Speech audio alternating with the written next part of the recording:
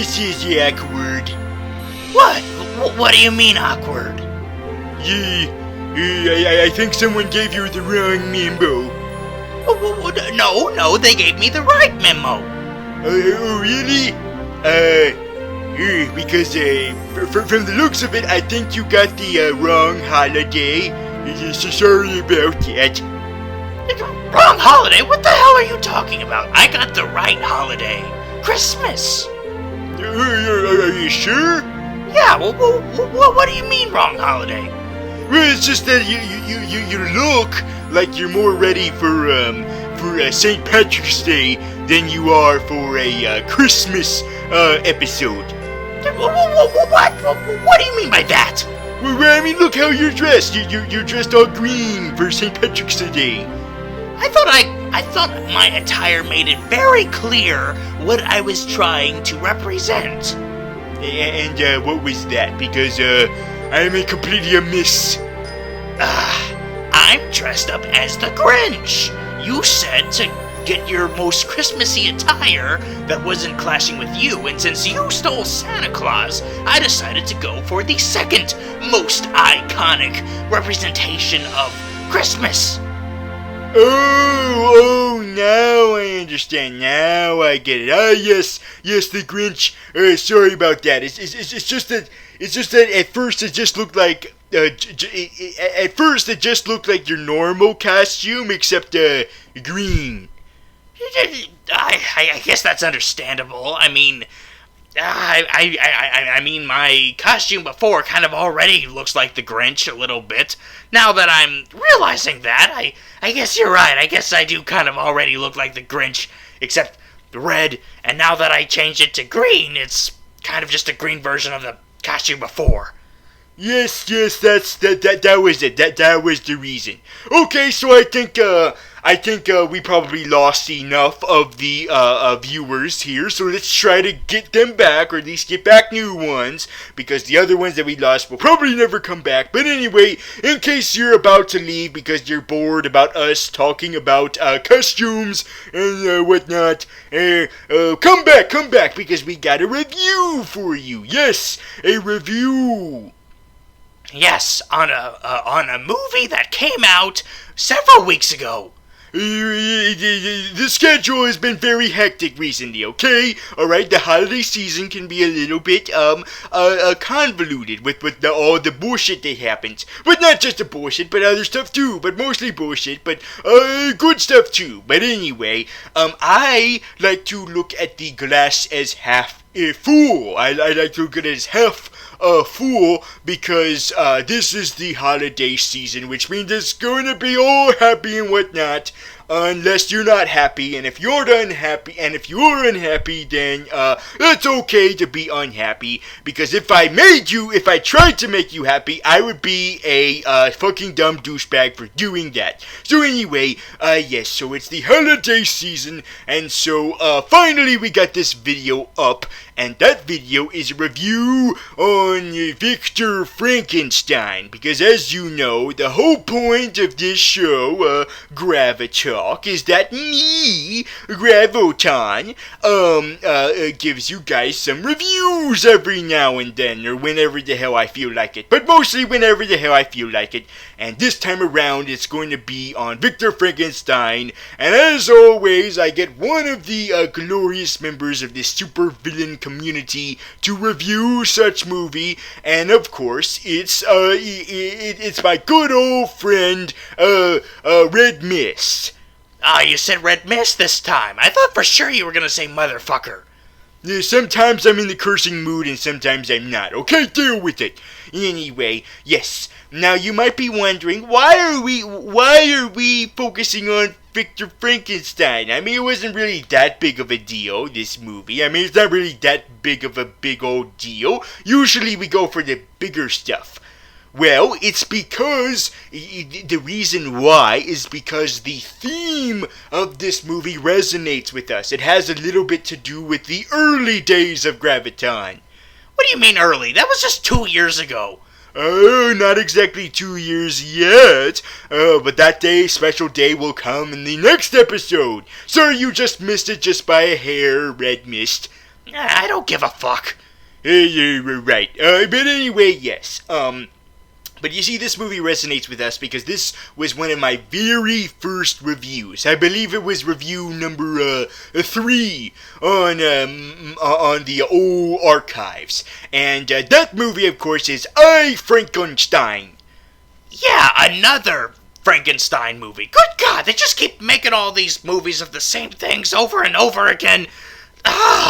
Like, we got, I remember in 2012, we had 2 Snow White movies, and then in 2014, we had 2 Hercules movies, and now we're about to get 2 freaking Jungle Book movies. What the fuck?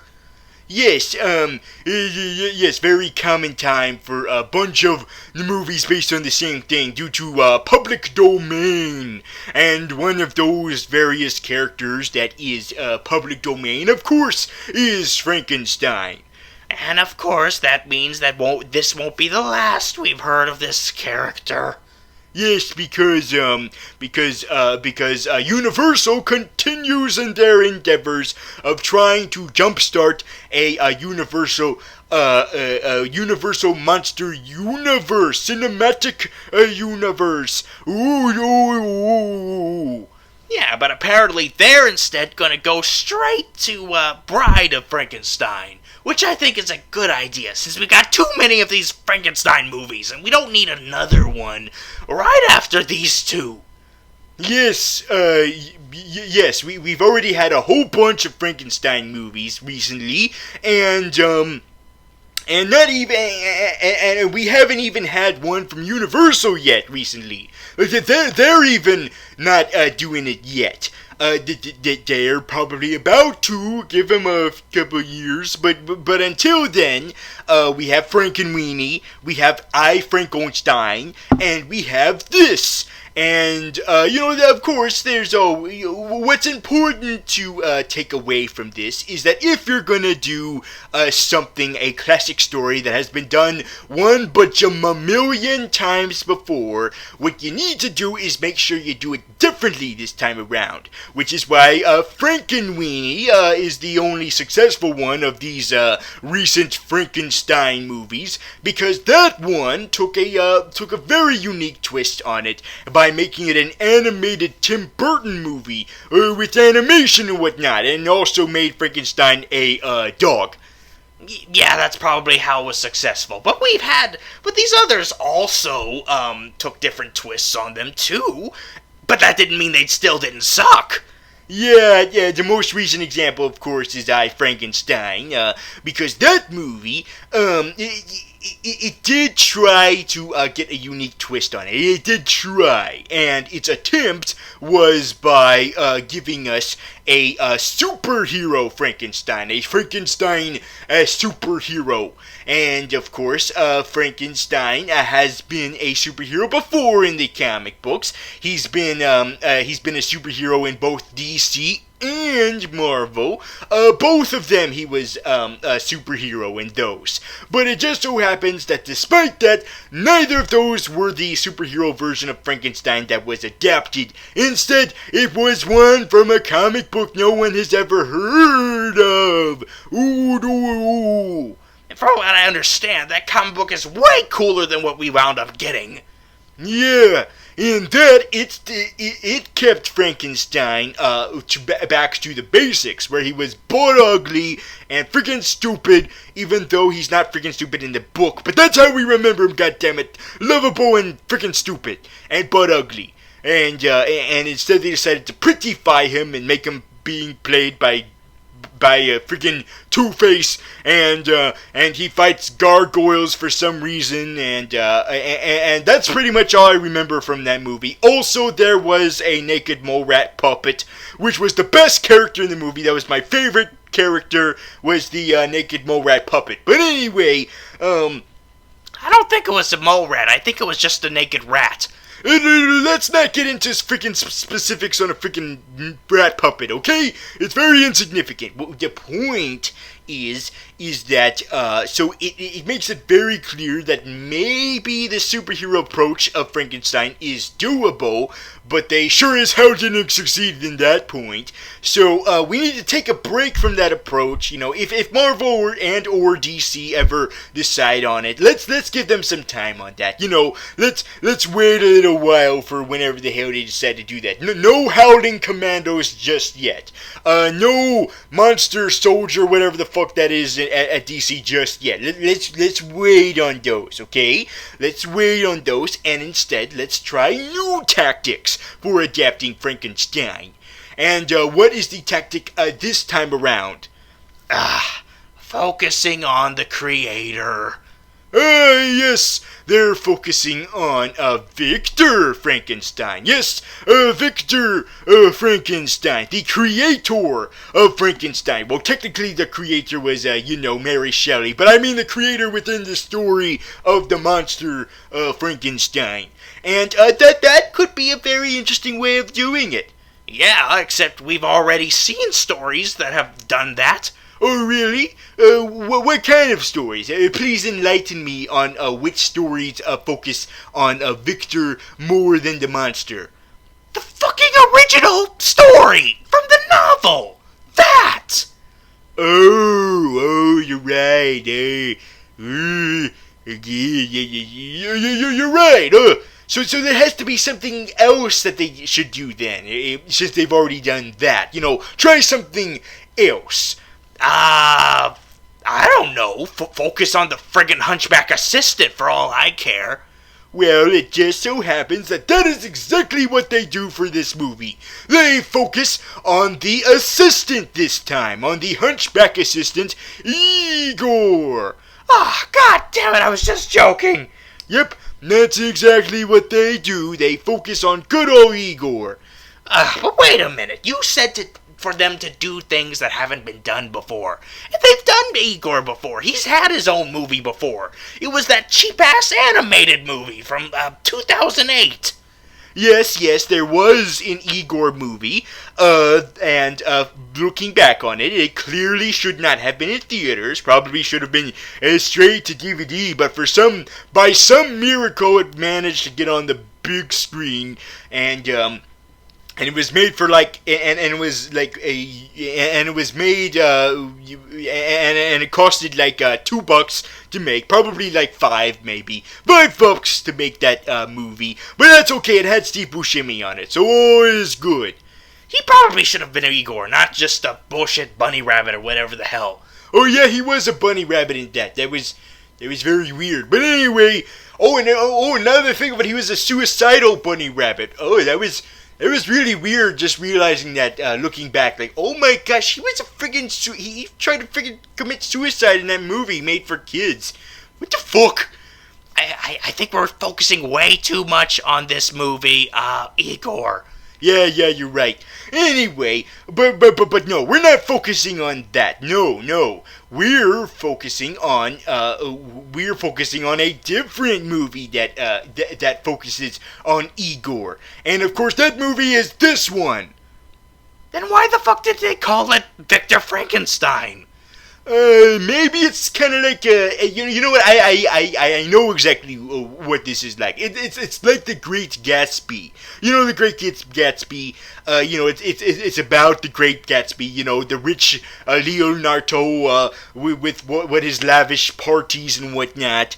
And even though it's called The Great Gatsby, referring to him, the main character is actually the author of a story, of a report, of a I don't know, like a freaking essay or something, of an article that he's making about a Great Gatsby. So even though the Great Gatsby is not the main character of the movie, it's still about him, because it's about a character learning about this other character. So with that in mind, keep in mind that because Igor is our window to Victor Frankenstein. He is our window. He is telling us, the audience, about Victor Frankenstein. Literally, because he's a narrator in the freaking movie, and he's like, oh, I will tell you guys about the man behind the monster. You know what's stupid? is that his name wasn't even Igor in the friggin' movie. Yes, what's interesting about Igor is that even though he has become one of the most iconic parts of the Frankenstein story, he wasn't even in the original novel. He didn't exist at all in that. Back then, Frankenstein did all the shit himself. He was a do-it-yourselfer kind of guy. He didn't need no assistant. And that changed with the movie. Yeah, and what's also fucked up is that in the movie, he wasn't even Igor. It was someone else. Yes. In the movie that introduced us to Igor, it wasn't even Igor. It was Fritz. But you see, people have just assumed that that was Igor because in the next movie, Bride of Frankenstein, in that movie, there was another decrepit, assistantly bumbling old hunchbacky man. Although he was deformed for a different reason, it wasn't because of a hunchback, but he was still similar enough for people to get all confused and be like, oh, I think that guy was that other guy. Yeah, sure, why not? So a very interesting way Igor has become inseparable to the Frankenstein lore is through fuck-ups and mishaps and misunderstandings and whatnot. And so this shall be how forever the legacy of that misunderstood character, both metaphorically and literally, since people misunderstood who that character was and where he came from, shall forever become that. And they kind of put that a little bit in the movie, by making him the central character. It's weird that Igor has come to the point where now you can't make a Frankenstein story without putting him in there. Yeah, there's a few exceptions, but yeah, he is sort of now a very important part of the story now. To the point where this movie isn't even made by Universal. Like that, you would think that because this character was made by Universal, they would have tried to keep that character. But I guess that character is public domain now, so other studios are free to use him, I guess. Maybe it's some kind of technical, logical mumbo-jumbo. Like, maybe it's one of those loopholes, since, technically, it's not the Igor that was in the movie, since that was Fritz. Yeah, maybe you're right. Maybe you're right. Maybe that is how they were able to use him. But anyway, let's get to it then. Let's get to breaking down the movie, shall we? Fine. I don't know why you made me your monster guy. I'm not even monster-themed. I know, it's weird. It's just that I had you for Frankenstein, and ever since I was just like, yeah, I'll just use him for my monster stuff. Ah, damn it. Yep, that's the way it's been ever since. Except for Attack on Titan Part 2. That I used an actual monster for that. And you should. Okay then. Well, he's not here for this though, so. Alright then, let's do it then. So let's start at the very beginning, where we get some voiceover from Igor explaining that history remembers the monster, but it does not remember the man. And so this is very interesting because it is true in actual pop culture. We do remember the monster for them more than the man. To the point where when we think of the name Frankenstein, we think of the monster. And the movie comments on that. A little bit on the nose, don't you think? Hey, shut up. It was about time they addressed this. They addressed the fact that we know the monster more than the man. To the point where they just make this more about the man than the monster. Yes, but it's warranted with the themes they're going with here. So anyway, So we begin with Igor as a circus freak. He's like the guy who does all the bullshit work. He's the freaking circus janitor, and he's the circus nurse, and he's the circus clown, and he's the circus punching bag, and he's probably also the circus deformed guy, because guess what? He's got his hunchback. Oh yes, his hunchback, his big old glorious, big bulgy, very hard to look at hunchback. And but it just so happens that he has a crush. He has a crush on Lorelei. Oh yes, Lorelei. I can't blame him. She is the very stunning little sister of Amora, the enchantress. I think that's a different Lorelei. Oh shit. Oh, sorry, different Lorelei. I meant whoever the fuck this is. She's a trapeze artist. Okay, fine, trapeze artist, and he is watching him all creepily, and I'm like, oh, you're not way to be social that way. You can't just creepily look at girls as they're trapeze arting all around the circus. Well, isn't everyone looking at her since she's performing?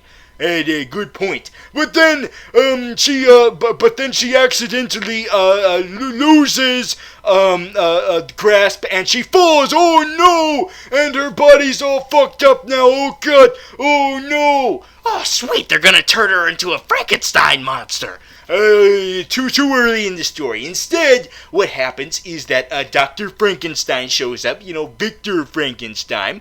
Oh, sweet, to make her... No, that's not what he does. Instead, he diagnoses the problem because he has beautiful mind powers. Yes, he has the powers of that smart guy from A Beautiful Mind. He can calculate all kinds of calculations, and he can visualize them, and we see them. He's like that kid from He's like that kid from what the fuck was that called? No Ordinary Family, or No Ordinary Family. Anyway, none of you probably got that, but anyway, the point is that he is able to deduce what is wrong with her, but he doesn't have the resources to pull off a procedure to get her back on track.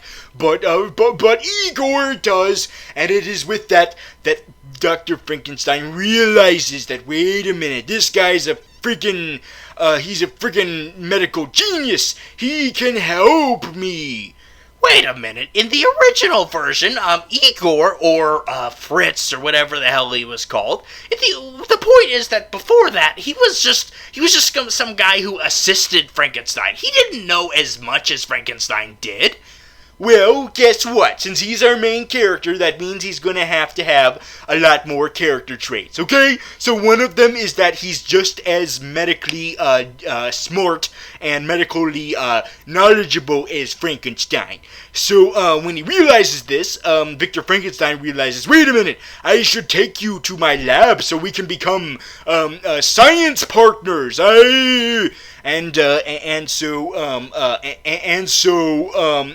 Igor agrees to it, and what should have followed is, I don't know, maybe Victor Frankenstein, buying Igor off of the circus and being like, hey, I want your freaking hunchback, okay? Alright, good, so let's get out of here then. That's how that should have been, just get, purchase Igor and then, and then move on. But no, God forbid we can't have this friggin' complicated. Yeah, they made it a lot more complicated than it had to be. Yes, because apparently instead of just doing something as simple as that, they're like, no, we have to put more action into this movie. We have to inject more action into this movie. So instead of just, just simply buying Igor off of the circus, instead, the circus is like, no, we have to put him in a freaking cage because we're the freaking circus. This was before freaking strikes happened and whatnot. This was before all that bullshit happened. We enslave our workers. This was before prohibition. But anyway, yeah. Well, I got really political and historical there for a little minute. Let me stupid that on back. But anyway, yes. So then Frankenstein's like, okay, fine. Then I'm just gonna freaking I'm gonna freaking break him out of the cage. And then we're gonna make a freaking run for it. We're gonna run through all the circus stuff. We're gonna run through all these circus freaks and the freaking stage master is gonna, your ringleader, whatever the hell. The ringleader is going to summon all of his freak show compadres to freaking stop us, like Strongman and Fire Eater and Rat Boy, who gets killed. Yay, Rat Boy gets killed! Why are you cheering for a Rat Boy dying? Because the Rat Boy was a freaking douchebag asshole to Igor. You know, making him feel bad and being a little freaking asshole bitch. Scum. Asshole. Bastard. So anyway, so after he's killed, God forbid we can't make this even more complicated than it has to be, they finally escape and they make it back to, to Victor's, I don't know what the fuck it is, like pickle shop or something, like some kind of place that has nothing to do with what he does. You know, Victor, if you're gonna have your secret hideout be at a secret place, maybe have it not one that draws so much attention. Like, oh, we have a business here where we freaking, I don't know, offer haircuts or pickles or something. I don't remember. Yeah. The point is that he gets Igor and he hides him in his basement. Yes, but you would think that, however, he's very humane to Igor. There are several times where you think that Victor has the chance to be a freaking douchebag asshole to Igor, but it turns out no, he's actually very kind to Igor in unexpected ways. He even gets rid of Igor's hunch. Yeah. But he doesn't actually literally get rid of it, because I don't think you can get rid of those quite easily. Yes, especially in that time period. Instead, they just decide to retcon it and be like, oh, it wasn't a hunchback, it was just a freaking giant-ass boil or something. So Victor puts a giant-ass syringe into Igor's unsightly big old boil and sucks out all of the pus and residue and whatnot. And remind us with every single freaking long minute that, hey, this is freaking disgusting, isn't it? Woo-hoo-hoo! And then he puts on a big old back brace on Igor, thus making him a normal person now. Yay! And Igor takes a shower and he shaves. He shaves and showers, and he looks like a normal person. Bullshit! Why are you so sad? Why can't you be happy for Igor? He looks normal now. Unlike us, because we are wearing these. I'm saying bullshit because the whole point of the character is that he's supposed to be ugly. That's why he's stayed in our minds for so long. That's why he's as remembered as he is, because of how unique he is as an ugly asshole guy. If he was just some pretty boy in the original version, we probably wouldn't have remembered him. Neither him or Fritz. You have a point. However, they probably were like, it's too complicated to have the actor be in that hunch the whole movie. Let's make it more marketable for all the young adults out there by making him a pretty boy. Yay, pretty boy, eye candy. But anyway, but yeah, I mean, to be fair, surely, if you did have a hunchback guy and he did transform into a better looking person, I'm pretty sure he wouldn't mind it, Keep in mind at the point of view. He's probably like, I'm fine with this. I'm fine with looking like this. Okie dokie. I don't mind not having a hunch anymore. So keep that in mind, you insensitive swine. So anyway, what the hell was I talking? Yes. So now that he's normal, he works with Victor to bring a chimpanzee back to life. A chimpanzee? Oh no, we have another Planet of the Apes on our hands. Yes, Planet of the Apes. But yes, but what's the difference between that chimpanzee and this chimpanzee is that this one is freaking dead and it's decaying and it looks freaking ugly and it's like, oh god, it's decrepit and it's decaying right in front of us. Oh god. And Frankenstein is like, yes, I am going to bring this back to life, and we are going to show this for all of my college to see. It's a university, you see. Victor Frankenstein is at a university where he's a student or a teacher. I don't freaking know. Yeah, I never completely was sure if he was a teacher or a student. I don't know. He's just of university, and he's gonna present his project for potential funders. But before that happens, Victor and Igor decide to hit the town and go to some fancy pants parties, you know, to live all the lavish life and whatnot. And by fucking big old coincidence, Lorelei is there. Wait, how the fuck did she get there? Well, apparently what happened was that after she was injured, she was brought to a hospital, and then she was nursed back to health, secretly by Igor by recommending some very specific medicines for her, and then she was taken in also by a aristocrat, just like Igor. What happened to Igor, coincidentally? All I see that as a big-ass contrivance to get her back into the movie. Yeah, that's probably it. That's probably the reason why. And at first, she tells Igor who took her in, and at first you think, oh no, oh god, not another freaking movie with the love triangle in it, god damn it. Now we're gonna spend this whole movie with Igor trying to win back the love of Lorelei by this aristocratic guy. But then she's like, don't worry about a love triangle. You don't have to worry about that. You see, he's gay, so you don't have to worry about a love triangle. Oh, thank God. Oh God, yes, thank you. Oh boy. Oh. By the way, that's not even a joke. That's actually in the movie. They purposely put that mislead in there.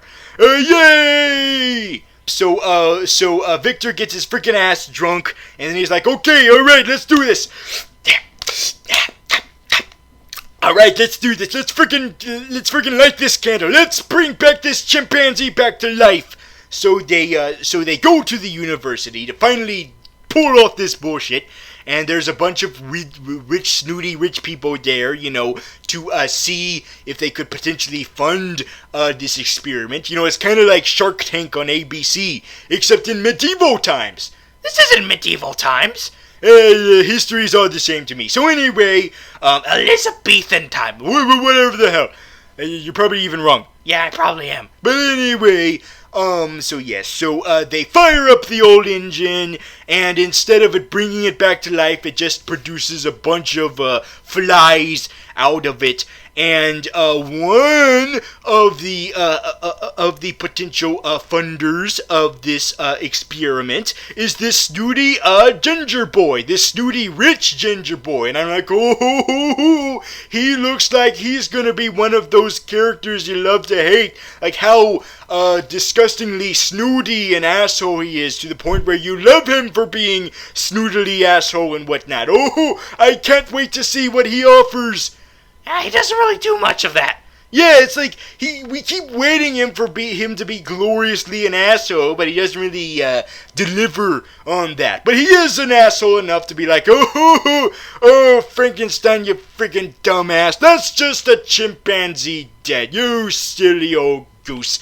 But then Victor put some extra amp into it because, you know, of course, much like Igor, another element that was not in the original Mary Shelley story, but was put in later and has become inseparable to the story, just like Igor, is electricity. Yes, electricity that surges into the chimpanzee, thus bring it back to life, making it Frankenpans, or Chimpan Frank, Frankenzee, whatever the hell. And so now that Frankenstein is alive, he runs amok throughout the university and almost kills freaking everyone. But luckily they put the Frankenstein out of its misery. Oh no! Oh, poor Caesar von Frankenstein.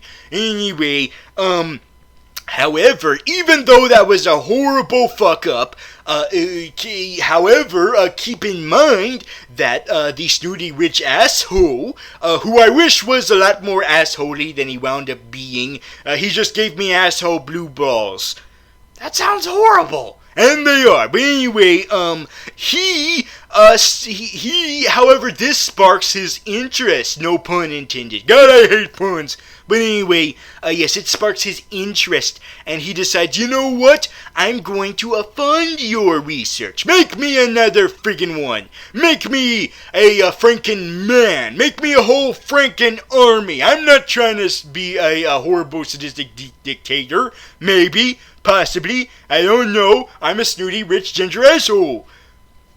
Did you just kind of sing?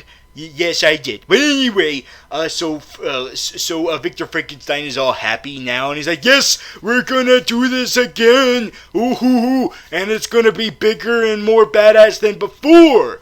And this is when Igor realizes from Lorelei that, you know what, this is kind of fucked up. You know, bringing back dead chimpanzees and shit back to life. And of course, there is a reason why Frankenstein does this, and we'll learn that later. Igor realizes what it is, of course, you know, because you have to have that obligatory tragic backstory, and but first, Frankenstein has to have a talk with his daddy, and his daddy is all about, oh, you failed me. Why can't you be more like your brother? Or I have been your brother in past tense or whatever the hell. Oh, way to spoil what his tragic backstory is that you keep trying to set up to. Yeah, they kind of blew their load a little bit on that. But anyway, but what's important is that we need this story to keep going. And by doing that, we need an obligatory villain. What? You mean the monster itself isn't enough? We need something else? Yes, it's not enough that we just have this looming threat of what horrible creations Frankenstein concocts. No, we need some extra stuff in there to get the plot going because they can't figure out anything else. So remember I told you guys about that, about the circus that would just keep chasing them, and you and I were in agreement that they should have not let that last as long as it did. Well, it kept going. Oh, god damn it. Yep, they hired an investigator to search for Igor and Frankenstein. An investigator. And this Aula investigator, this investigator, is very, he snoops, and he snoops and sniffs for the culprits, and he has a vendetta against them. He has a horrible vendetta because he too has an obligatory tragic backstory. You know what? Just give him freaking give everybody backstory. You get a backstory. You get a tragic backstory. You get a tragic backstory. You get a tragic backstory. You all get tragic backstories. Nobody cannot do this for no reason. You all have to have over-explained reasons. What's ironic is that the only one who doesn't have that is Igor.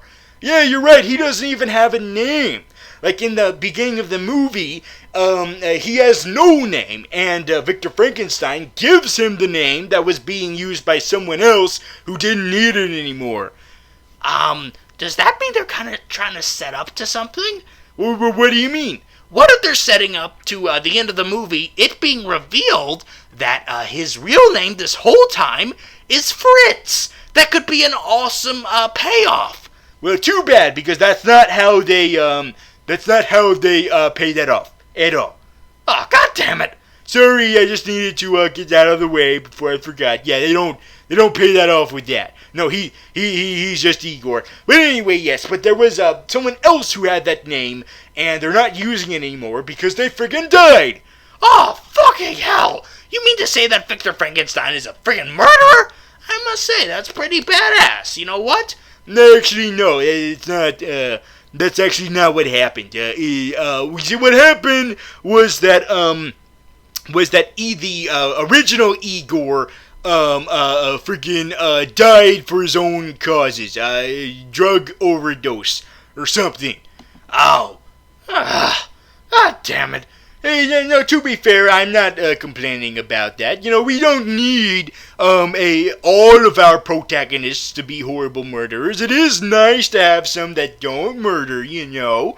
This coming from a supervillain, but anyway, yes. So he kept him cryogenically frozen so he can be in the Avengers. Igor's like, no, this is too fucked up, man. This is too fucked up. My name is the name of a dead guy. What the fuck? So this is when the snooty detective comes in and is like, oh, you're doing horrible demon work. Oh, this is bullshit. I'm gonna freaking stop you. And Victor's like, you have no hand anymore. And the investigator's like, God damn it, now I have no hand. Jesus Christ. Is that supposed to be a commentary on something, a metaphor on the fact that the investigator doesn't have a hand anymore?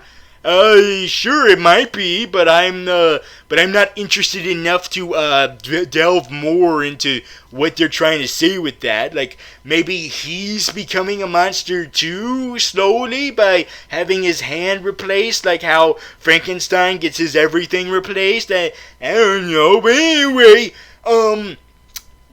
so they go into hiding because they're on the run from the law. Now they're kind of like the old age, the old-timey A-team framed for a crime they did not commit. Oh, they committed this crime. Oh, yeah, you're right, they did. But anyway, yes, so they're hidden by the rich snooty asshole, and he's like, you guys need to go to a more secluded place for you guys to continue, doing stuff for me, because I'm a snooty rich asshole. Yeah, he's like friggin' evil Richie Rich. Yeah, that's what we should call him now. Evil Richie Rich. So Evil Richie Rich takes Frankenstein to his secret place because Igor wants nothing to do with this anymore. And so finally, this is where Richie Rich achieves all kinds of assholiness by being, oh, hello, Igor. You don't want to be a part of this anymore, which means we have no use for you anymore. So we're gonna friggin' kill you. We're gonna throw you into the river instead of shooting you because we need you to come back because you're the main protagonist of the movie, even though it's called Frankenstein. I wish he was that assholey. Yeah, even when he does asshole moments, he still isn't as assholey as I wanted him to be. It's like he's waiting to be gloriously assholic, but he doesn't achieve that. So anyway, now Igor is floating down into the harbor, about to die, and this is the end. Shut up and count to 10. No, that's not exactly what happens. What happens, actually, is that he gets saved by Lorelei, somehow, and he's like, I need to help my friend Victor. And she's like, why? I don't know, because the movie needs me to, so I'm gonna friggin' do it. So they go to the secluded place where Frankenstein has finally put together his life's work of bringing a man back to life. Do they say who this man is? No, they don't. I don't think they clarify that at all. Would have been interesting if we found out that the man that they turn into the Frankenstein's monster was someone we already knew. I don't know. They were gonna do it to the original Igor, but I guess they couldn't, so that doesn't look like the same guy, so I don't know, just some generic corpse, I guess, corpse. So anyway, when Igor and Lorelei are headed there, and Igor gets going while Lorelei is, Virgin or something.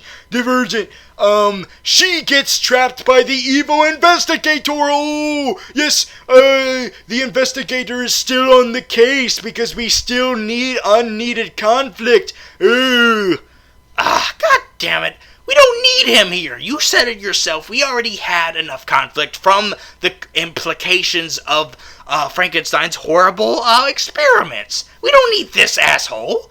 Well, too bad, because we're getting him for the rest of the movie.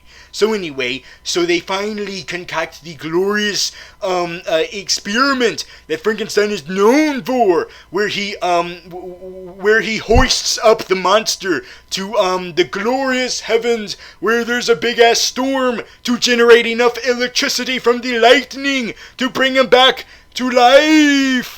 Yes, and the snooty rich asshole is there, and I'm like, okay, snooty rich asshole, now you deserve a snooty rich asshole death, a glorious one. And so the electricity happens, and it dwells inside of the Frankenstein monster, and finally the Frankenstein monster moves under the covers, under the sheets.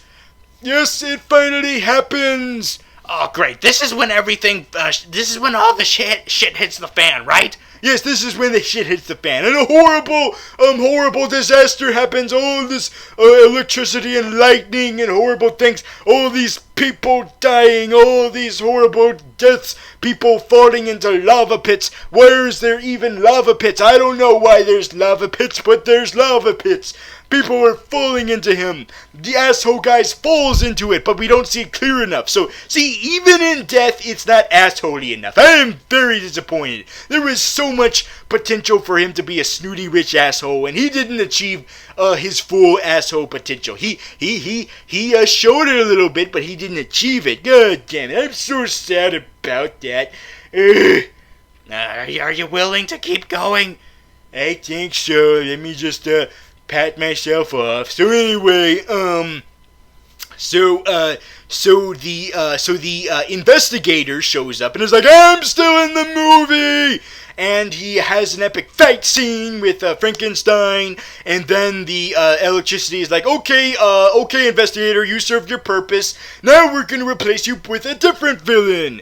And it electrocutes him, but before it electrocutes him, we finally see what this movie's version of the monster looks like. Yes, because even though this is about the story from Frankenstein and Igor's perspective of the story, it would still not be complete without the monster. You can't have a story about Frankenstein without the monster. So we finally see the monster in all its glory.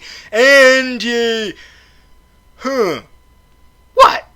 Hard for words? Yeah, it's kind of weird. It's like, it's not a disappointment what he wound up looking like, but I don't know. I wasn't exactly sure I was to expect from a Frankenstein monster in this version. Yeah, he's like, he's kind of like the Universal version, and at the same time, he looks like a mutated version of that, and naked. That's okay, the original version was naked. Oh, nakedness. So yeah, it's weird. You know what, now that I think of it, he kind of strikes me as that version that we saw in Van Helsing a little bit. Yeah, I think you're right. Yeah, a little bit like that. It's not underwhelming, but it's not overwhelming either. It's just, whelming. It's a Whelmingstein. So anyway, Whelmingstein is now to life, and he beats the shit out of the investigator, and this is when the investigator freaking dies. And the way he dies is he's thrown off a ledge by the monster, and at the same time electrocuted by lightning. Well, that was perfectly timed. Oh my god! One of the abilities this monster has is not only being undead, but also perfect timing. Ooh. What was the tragic backstory of him again? Yes. The tragic backstory of him was that his wife got killed or something, and he's like, oh, oh, I'm just like Frankenstein in that we both have lost family members. But unlike him, I am not willing to see mine come back to life. I am willing to accept death, and that is why I am on the opposite side of the coin that is Victor Frankenstein's other side. Oh, well, too bad because you're dead now, Mr. Investigator. You are dead, wooden hand and all. He was... If he lost any more limbs, he would come to the point where he'd be slowly transforming into Pinocchio. Well, goodbye, Pinocchio, because you're dead. Yeah, but, wait a minute. So, what was Frankenstein's then? Oh, it's that his brother died. Oh, okay, that's predictable. I mean, well, you know, it's still sad, and, you know, it's a very real thing, you know, loss and whatnot. It's a very real thing. But the thing is, though, that,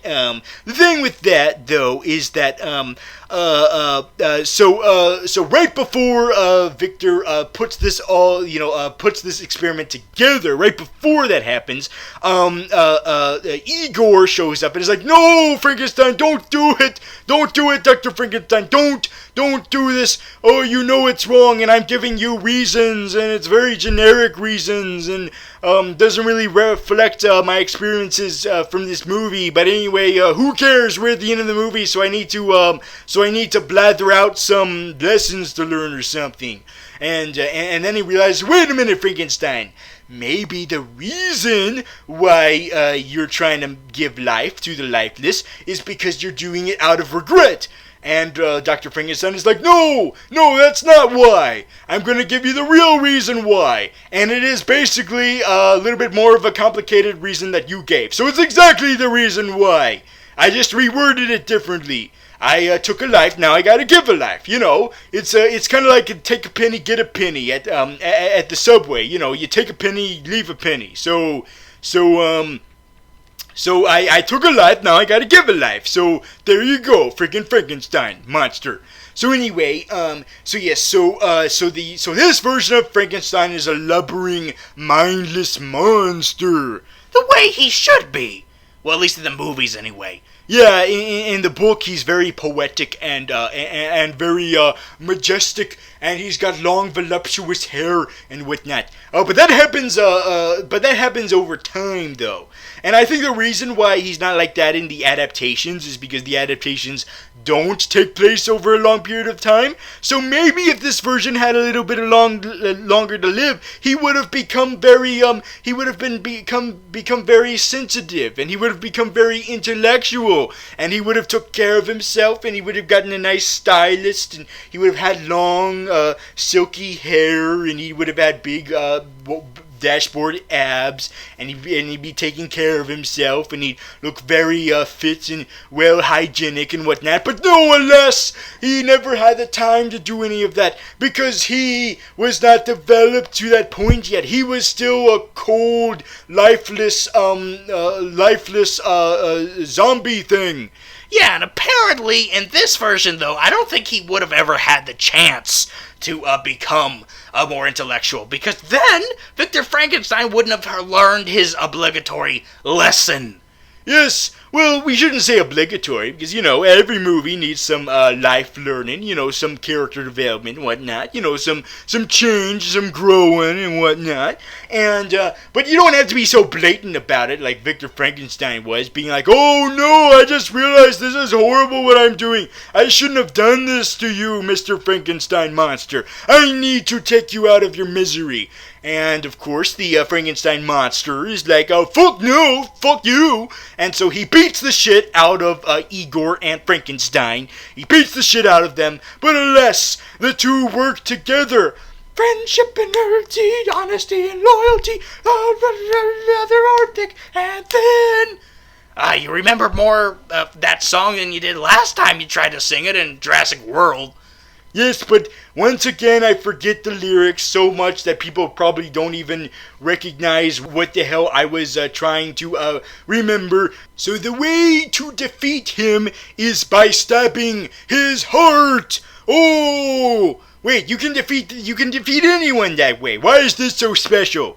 Because he's got two hearts. Oh, okay, that's the way they make this unique. I see. So instead of trying for a more creative route, they're like, hey, let's just double what we already have. So it's they're basically like McDonald's. So they stab both of the hearts, and he goes down, and Igor gets knocked the fuck out, and when he awakes in the hands of Lorelei, they realize that Frankenstein has disappeared. Oh, Frankenstein is no longer there. Wait, which Frankenstein? I don't remember. The Victor one. The monster one is dead, remember? Oh, all right. Yes. So they live their life the way they want it, and they live their life. They live nuts, and they're living their life together. Igor got the girl. Oh, that's inspirational, I guess. But then he gets a letter, and he gets the letter from Frankenstein, from Victor. Yes, Victor escaped.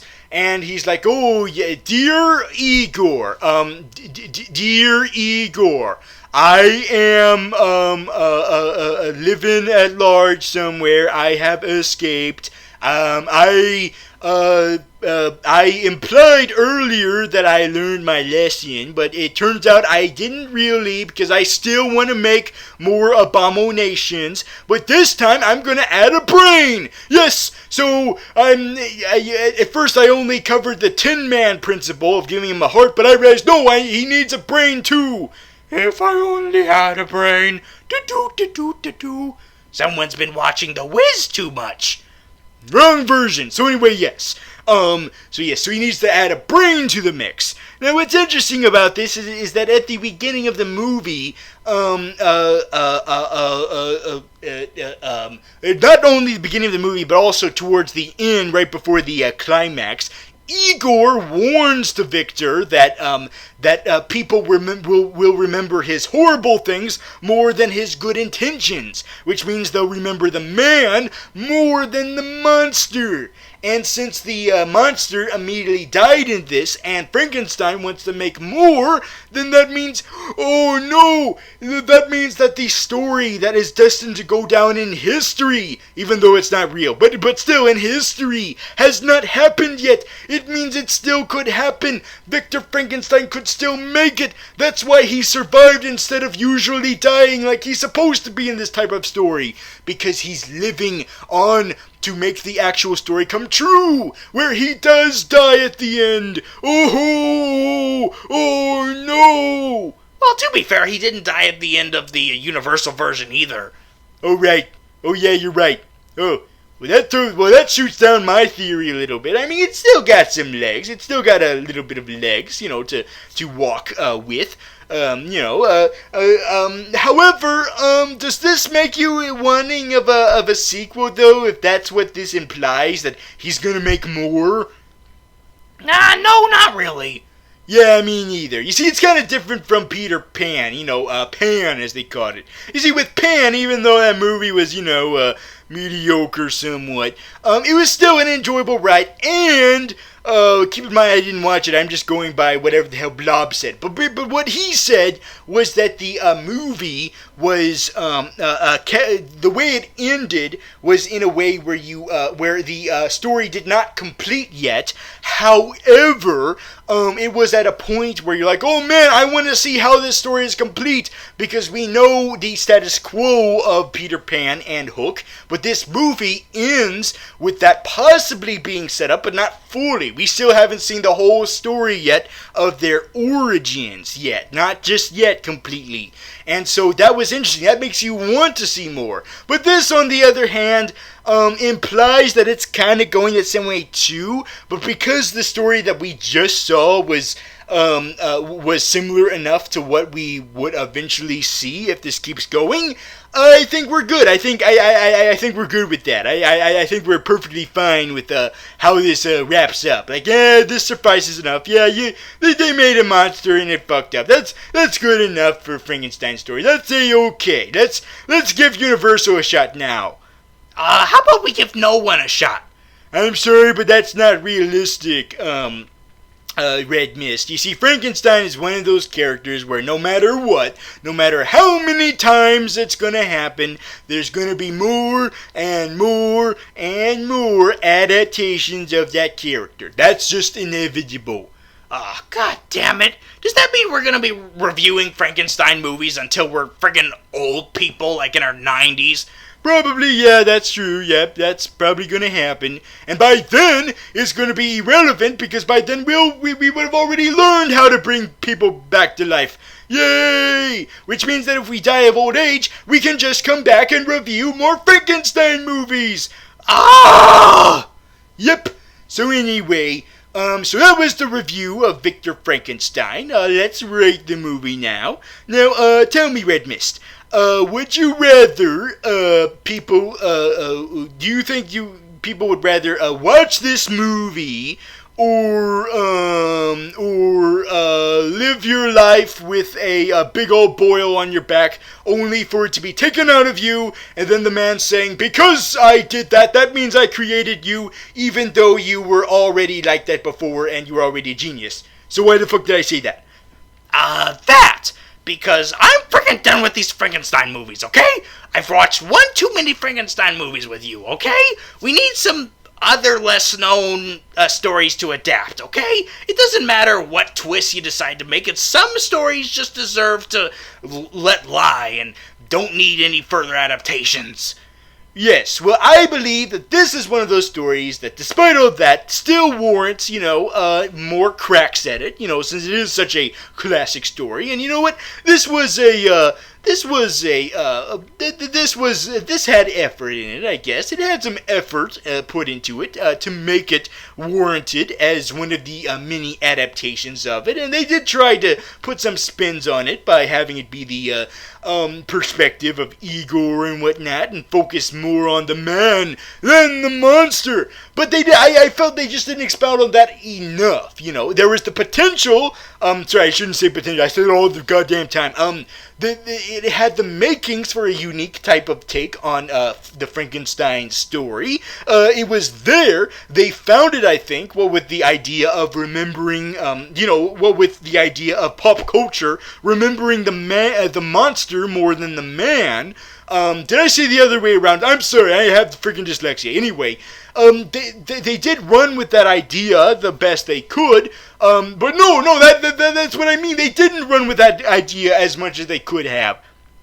They just implied that this was an idea to roll with for a new story, a new adaptation of that story. But they didn't go as far as that could have promised. They didn't get out all that could have been worthwhile from the concept. Is what I'm saying. They didn't give it all their all that could be possible to be taken out of this.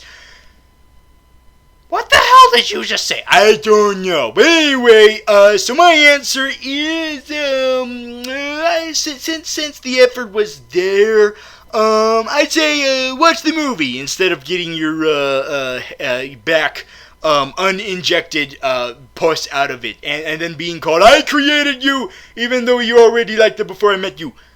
Okay, fine. So does that mean we're done here? Yes, we're done here. Oh, God. Oh, thank God. Oh, God. Oh, man.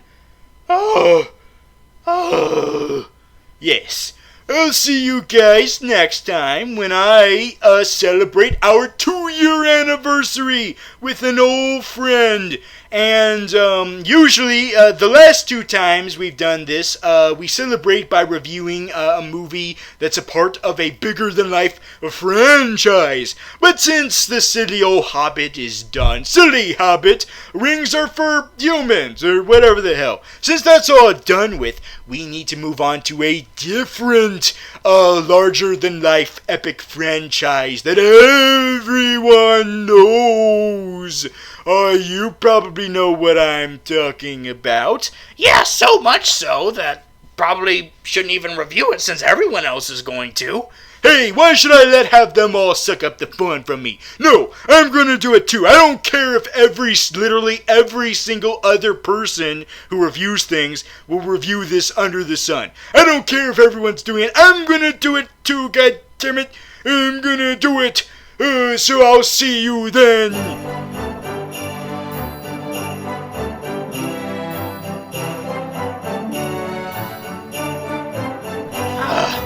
Bah humbug. Yeah, I think you're confusing assholes who hate Christmas and literature. Alright, sorry. No, you tried. It's the effort that counts, just like with this movie. Oh, shut up about the movie. I'm trying to erase it from my unconscious.